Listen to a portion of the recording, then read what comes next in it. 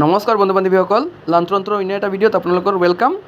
আৰু আমি চবে 10 তাৰিখৰ কাৰণে বাট চাই আছোঁ যে 10 তাৰিখটো কেতিয়া আহিব, হয়নে নহয়। আৰু ইতিমধ্যে আমি আৰু এটা গুড নিউজ পাই গৈছোঁ যে আমাৰ CM sir doctor Himanta Biswa Sarma আজি তেওঁ দুপৰীয়া 2টা বজাত ফেচবুক লাইভ আহিব।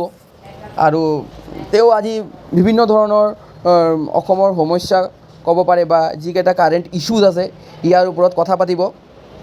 চ' আমাৰ মেইনলি যিটো আমি যেতিয়া ফেচবুক লাইভটো যেতিয়া চাম, আমাৰ চবৰ কমেণ্ট এটাই হ'ব লাগে যে মামা 10 অক্টোবৰত আমি এপইণ্টমেণ্ট পাম নে নাপাওঁ।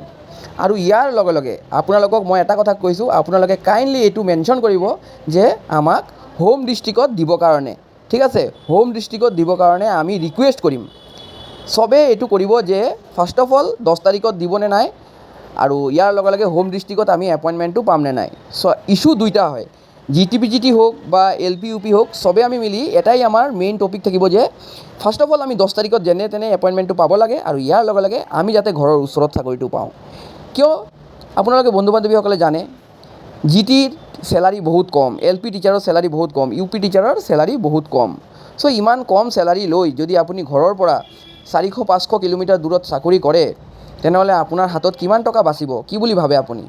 আজিকালি আপোনালোকে জানে ইনফ্লেশ্যন ইমান বেছি, বস্তুৰ দাম ইমান বেছি, ঘৰ ভাড়া, ঘৰত যিমান ৰেণ্ট দিব লাগে 5,000 টকা তলত ৰেণ্ট নাই। চ' ইমান যি চেলাৰী দিয়ে 33,000 টকা, LP টিচাৰ হ'লে 30,000 টকা, UP টিচাৰ হ'লে 32-33,000 টকা, হাই স্কুলৰ টিচাৰ হ'লে 33,000, আৰু PGT হ'লে অলপ বেলেগ কথা 49,000 এপ্ৰক্স, মই চবকেইটা কৈ আছোঁ। চ' ইমান কম চেলাৰী লৈ স্পেচিয়েলি LP UP আৰু GT গ্ৰেজুৱেট টিচাৰ, চ' ঘৰ চলোৱাটো, পৰিয়াল চলোৱাটো ইমান ইজি কথা নহয়। ইয়াৰ লগে লগে যিসকল লেডিজ আছে, ঠিক আছে, আমাৰ ভণ্টি বাহঁতে, তেওঁলোকে যদি ঘৰৰ পৰা বহুত দূৰত থাকে, ছেফটি ৰিজনৰ এটা ইছ্যু হৈ যায়, তাৰ লগত ঘৰৰ পৰা বাহিৰত থাকিলে বহুত প্ৰব্লেম হ'ব, ঠিক আছে। ইয়াৰ ওপৰত আৰু এটা কথা আছে, আমাৰ কিছু ভণ্টিহঁতৰ বিয়া হৈ গৈছে, বাহঁতৰ বিয়া হৈ গৈছে। তো বিয়া হোৱাৰ ফলত কি হ'ল, তেওঁলোকৰ যিটো কাৰেণ্ট এড্ৰেছ আছে সেইটোও চেঞ্জ হৈ গৈছে। আধাৰ কাৰ্ডৰ লগত বা ভোটাৰ ID কাৰ্ডৰ লগত তেওঁলোকৰ এড্ৰেছটো এতিয়া নিমিলে। কেলৈ কি, এতিয়াতো বিয়াৰ পাছত হাজবেণ্ডৰ ঘৰৰ এড্ৰেছ চেঞ্জ হোৱাৰ লগে লগে এড্ৰেছটো এতিয়া কাৰেণ্ট এড্ৰেছটো বেলেগ হৈ গৈছে। চ' সেইটো আপোনালোকে ক'ব। চ' ভালে কথা, আজি ছাৰে লাইভ আহিব, আমাৰ বহুত দিন ধৰি আমি ৱেইট কৰি আছোঁ। ইয়াৰ লগে লগে আৰু এটা কথা, চবে এটলিষ্ট এবাৰ হ'লেও লিখিব justice for Zubeen da. Justice for Zubeen da লিখাটো বহুত প্ৰয়োজন। লাগিলে 2 মিনিট বা 3 মিনিটৰ কাৰণেও প্ৰতিজন নাগৰিক অসমৰ ফেচবুক লাইভত সোমাই এইটো লিখিব লাগে। কেলৈ কি, জুবিন দা যদি ইমান ভাল মানুহ এজন যদি জাষ্টিছ নাপায়, বহুত লাজৰ কথা আমাৰ অসমৰ প্ৰতিজন জনতাৰ কাৰণে। কাইলৈ আপোনালোকে চাইছে চাগে যে এখন ইউটিউব ভিডিঅ' ওলাইছে, পডকাষ্ট, তাত আপোনালোকে দেখিছে জুবিন দাৰ লাষ্ট পডকাষ্ট বুলি যিখন ওলাইছে, তাত তেওঁৰ কথাকেইটা শুনিলে সঁচাকেই মানে বহুত কষ্ট লাগে। চ' জুবিন দা জাষ্টিছ পাব লাগে। আৰু ইয়াৰ লগে লগে সকলো কেণ্ডিডেটে লোকেল প্লেচত এপইণ্টমেণ্ট দিবলৈ, আৰু 10 অক্টোবৰত এপইণ্টমেণ্টটো আমি পাব লাগে, সেইটো আমি ডিমাণ্ড থাকিব। আৰু হোপফুলি 10 তাৰিখত খানাপাৰা ষ্টেডিয়ামত গৈ চবে যাতে আমি এপইণ্টমেণ্ট লেটাৰটো ল'ব পাৰোঁ।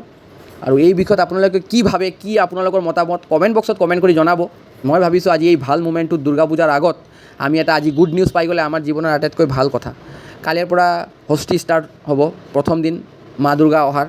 এই গুড নিউজটো পাইলে আমি বহুতেই ভাল পাম, আৰু আমাৰ খুব ভাল লাগিব। দুৰ্গা পূজাটো ভালেই যাব, তথাপিও মনত বহুত দুখ থাকিব জুবিনদাৰ কাৰণে। তথাপিও এটা এপইণ্টমেণ্টটোতো নিজৰ লাইফৰ কাৰণে, ফাৰ্ষ্ট অফ অল নিজৰ লাইফটোতো ভাবিবই লাগিব।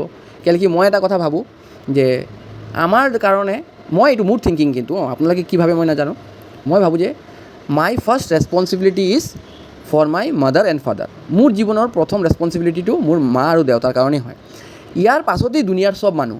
কেলৈ কি, আমাৰ মায়ে 9 মাহ 9 দিন পেটত ৰাখি আমাক এই পৃথিৱীত আনিছে। চ' মাৰ একো কষ্ট হ'ব নালাগে, আৰু ইয়াৰ কাৰণে মেইন থিংটো হয়, বস্তুটো হৈছে চাকৰি আৰু পইচা।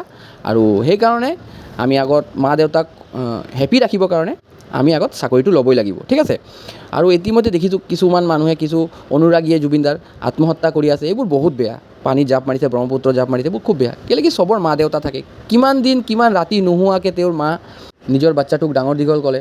চ' সেইকাৰণে মা দেউতাৰ প্ৰতি আমাৰ ৰেছপনচিবিলিটিটো ফাৰ্ষ্ট হয়। চ' আজি আমি ৰেডি থাকোঁ 2টা বজাৰ কাৰণে। হোপফুলি CM ছাৰে ভাল নিউজেই দিব লাগে, বাট কিছুমানে কৈ আছে ডেট চেঞ্জ কৰিব এপইণ্টমেণ্টৰ, সেইকাৰণে তেওঁ লাইভ আহি আছে বুলি।